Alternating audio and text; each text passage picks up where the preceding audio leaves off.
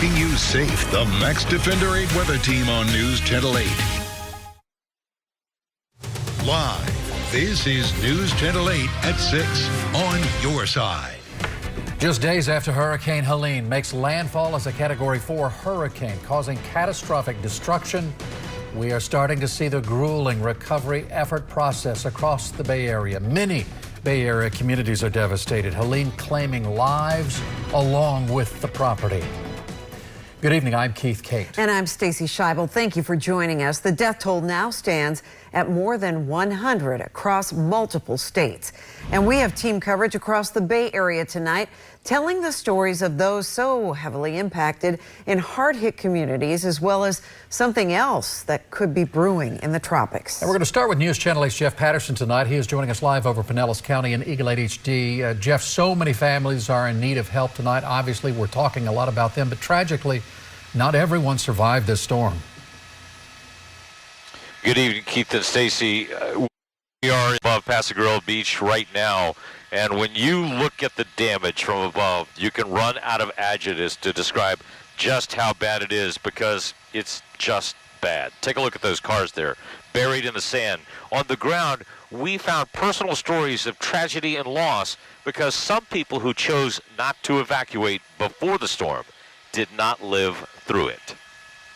In Reddington Beach, on street after street, house after house, there is destruction. The high water line is still visible on many homes as the storm surge rushed in quickly here. I was here, and I've been here through quite a few of them, but not this bad. Ozzy Savina rode out Helene in his home, but he was safe on the 4th floor of his home, above the storm surge. Awful. The wind was blowing 60, 70 miles an hour. The sea, the Gulf, water came in front of my house and they were rushing through. But across the street, 71-year-old Frank Wright was not as lucky. He is one of 9 people who died during the storm from drowning. His neighbors thought he left before the storm. He thought somebody was there watching him. Then, after the storm, when the National Guard came through, they asked the guardsmen to check on their neighbor. So they went in, they broke the door down, and they found him dead. Minutes later, they come and they're like, you know, any family members or next of kin? And I'm like, oh my God, like I gasped. Now, for the next storm, they say they will leave before it hits. That one hit home, and that's what made my wife and I are like, we are so lucky, you know. Yeah, take a look at that. These people have been working for hours to get this truck buried in the sand out. There's just mounds and mounds of sand. Crews have been working out here nonstop to get this sand. But right now, beach access is still limited because the power is still out here. Traffic signals are still out here. There are crews working to restore the power, the cable service, the internet service, the phone service, everything else out here. And so the beach access is closed off right now to only homeowners who can prove they live out here, business owners who have businesses out here, and their employees, so they can work to return their establishments to a working order so they can reopen for business. There is a lot of work to be done out here, and it is just stunning to see it all from Eagle 8 HD as to just how bad it is. Reporting live above Pinellas County, Jeff Patterson, 8 on your side. All right, thank you, Jeff, providing perspective, the loss of life as well as loss of property. And there's more activity in the tropics tonight. Yeah, Chief Meteorologist Jeff Berardelli joins us. Of course, no one wants to think about another storm, but we have been hearing buzz about something brewing out there. Does it have you concerned? Not very concerned, but I do think there's a chance we may have something in the Gulf of Mexico by the weekend and early next week. The reason why I say not very concerned is no computer models indicate that this storm is going to become anywhere near as strong as Hurricane Helene, but it certainly could be disruptive. So let's talk about it. First of all, across the Atlantic, it is as active now or more active now than it has been the whole hurricane season. As you can see, we have Joyce, we have Kirk. That's going to become a major hurricane. It's going to stay to the east. 90% of development behind that, that's going to probably become a major hurricane. Stay to the east. It's what's happening right here in the Caribbean and Gulf of Mexico that has our attention. Right now is a 40% chance. Disturbances way down to the south near Nicaragua, and it's going to take several days for the system to move to the north and maybe try to develop towards the end of the week into the weekend. The air Be marginally favorable for the development straight through Friday and into Saturday. But here's the good news. It's going to run into a lot of wind shear in the northern Gulf. So if it does form in the Gulf, and even if it becomes a tropical storm or even a low-end hurricane, it should be sheared out by that strong wind shear to the north. So I just want to show you the evolution of the European model. You can see two areas of low pressure try to develop. That's likely the one that takes over. But notice it never really becomes that strong. You don't see that strength of energy kind of coming together in the Gulf of Mexico, but we could see a lot of rain from this. We'll talk more about this in your weekend forecast in just a few minutes. All right, thank you, Jeff. Some homes and businesses are still without power in Citrus County tonight. NewsChannel 8's Liddy Supal has been talking with residents in Crystal River. Of course, one of the better ways to grasp the magnitude of all this damage is to view it from above. This is drone footage of what Hurricane Helene left behind on Longboat Key. Residents returning to what's left of their homes to find all kinds of damage here. And making matters worse, years of cherished memories had also been washed away. On St. Armand's Circle in Sarasota, almost all business owners were impacted by the storm surge that Helene pushed onto the barrier islands. Now storefronts in the popular business district are empty. Merchandise is trashed, and all hands are on deck to get shops and restaurants back in business. Like other areas around Tampa Bay, Sarasota's coast saw record-level storm surge, and the folks at Tuna Skin Aquatic Apparel came back to about 3 feet of water damage. Just 2 years ago, their Fort Myers Beach location was destroyed by Hurricane Ian. Gonna get to that breaking point, and everybody has their own breaking point. That sometimes you can only rebuild so much. But Tuna Skin, we're here for the long run. Some businesses at St. Armand's Circle do expect to reopen this week, but others with more significant damage tell us that their timeline remains uncertain. And in Town and Country, the canals overflowed into the streets and right into many homes. NewsChannel 8's Stacy DeSilva joining us live from one of the hardest hit areas in Hillsborough County. And Stacy, I think people are just struggling to come up with the words to describe what they're having to go through with all this. Yeah, they're really still in shock here, Keith. And let me show you. This is how you know you're in a neighborhood that was hit by a flood. We're not by the ocean front, so there's no sand, but there is this. Piles of drywall that just keeps growing, mattresses, furniture. People have things piling up in their garage. People here in Town and Country just never thought this would happen. 4 days after Hurricane Helene hit, Kylie Martinez is still trying to get water out of her house in the Town and Country area of Tampa. She thinks it's coming from her soaked furniture. You can see the water line if you look on some of the walls. Thursday night, she took this picture from the top of a bunk bed with her young family, looking down at stuffed animals and toys floating around. I know by 2 a.m. we were up to like 2 feet at least. So Martinez's car is still drying out after being submerged. As she waits for an insurance adjuster to arrive, she's trying to get back to normal. 3 years after buying her first home. We're just cleaning out the house, trying to make it livable where we can at least sleep on the floor on a mattress. The Hillsborough County Sheriff's Office shared this aerial video from right after the storm, showing the hard-hit area of Town and Country with homes, cars, and even a golf course surrounded by water. So many people have lost so much. Town and Country's Susan Green considers herself lucky, even though she came home to find her living room underwater.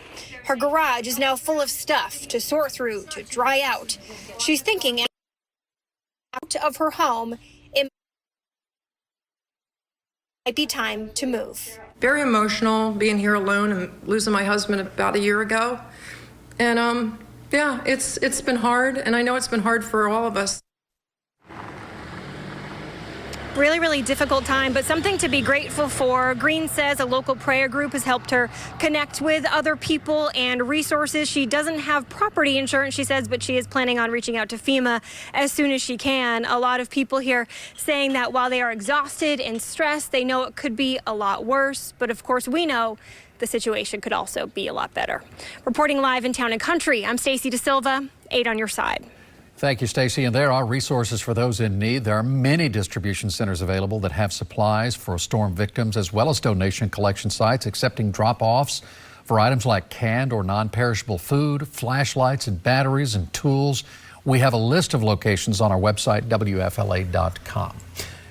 When we come on the recovery efforts underway. After the break, Better Call Benkin tells you what you need to know before hiring a contractor and the pitfalls to avoid. And in sports tonight, Dan Lucas sitting down with Bucs head coach Todd Bowles to talk about Sunday's big win over the Eagles. You're watching News Channel 8 at 6, Tampa Bay's most watched 6 p.m. newscast.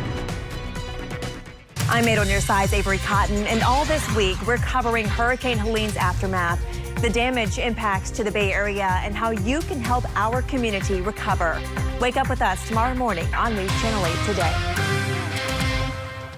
Have you been in an auto accident? You need help fast. Call 1-800-ASK-GARY even from the scene, your free 24/7 auto accident helpline.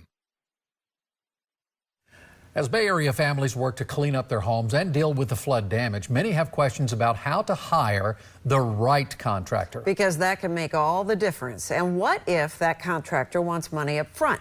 Well, 8 on your side, consumer investigator Shannon Bacon got a lot of those questions answered, and she joins us now. Shannon. Keith and Stacy, when your house is ravaged by stormwater, it's important to act quickly to remediate the damage. But you also have to be careful not to sign away your rights and end up paying a lot more money than you should.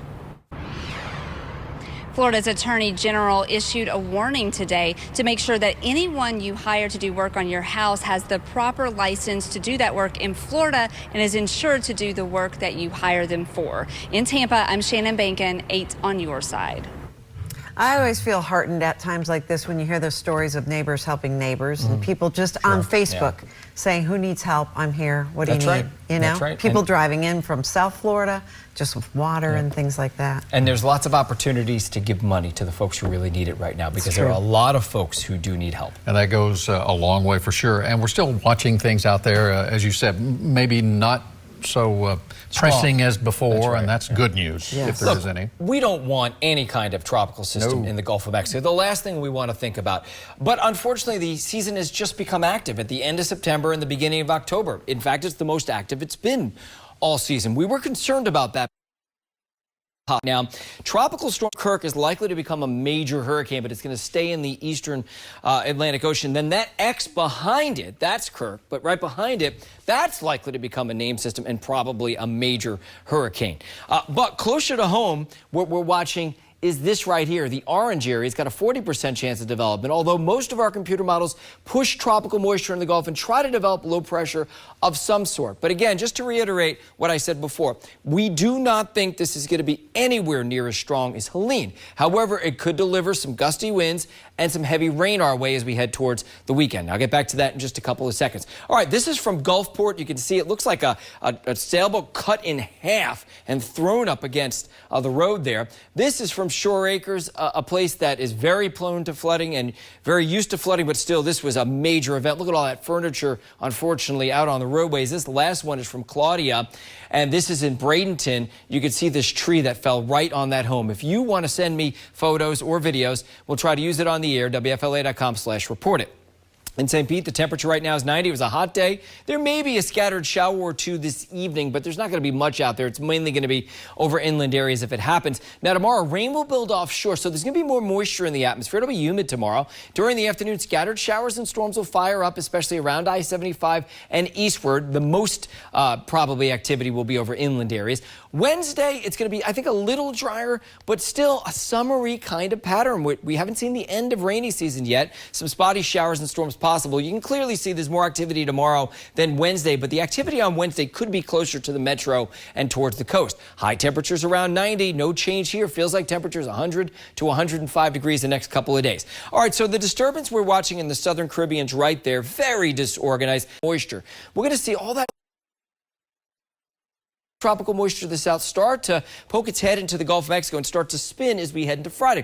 So we do think a real tropical storm could eventually form here by the end of the week into the weekend. But this strong front's going to move to the south. And what that should do is either suppress the system to the south or kind of tear it apart, sending some of that moisture our way, especially Sunday and again on Monday. But again, we don't expect a very strong system. What we do expect is more rain to move our way, tropical downpours, especially towards the end of the weekend into early next week, and maybe more than that. We could get hit by a tropical storm. That's not out of the question. But again, just to reiterate one more time, it's going to be nothing like Helene. All right, so here's a look at your 8-day forecast now. There's rain chances, kind of scattered stuff through about Friday, but then I think more organized tropical moisture moves our way by Sunday and Monday. That's checking your weather forecast.